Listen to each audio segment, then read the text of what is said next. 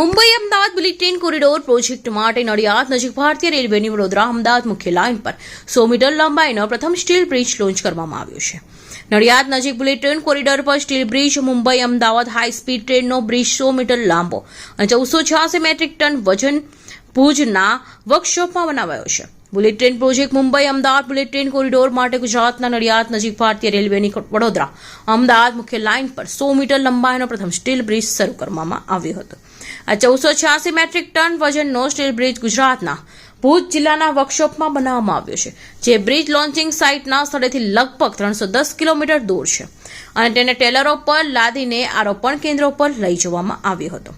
આ 1486 metric ton steel bridge ગુજરાતના ભુજ જિલ્લાના વર્કશોપમાં બનાવવામાં આવ્યો છે, જે બ્રિજ લોન્ચિંગ સાઇટના સ્થાનથી લગભગ 310 કિલોમીટર દૂર છે અને તેને ઇન્સ્ટોલેશન માટે ટેલર પર લઈ જવામાં આવ્યો હતો.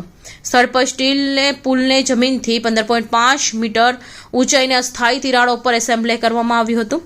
ત્યારબાદ 63 મીટર લંબાઈનું લોન્ચિંગ નાક અને મુખ્ય બ્રિજની એસેમ્બલી સાથે આશરે 430 મેટ્રિક ટન વજન એસેમ્બલે કરવામાં આવ્યું હતું.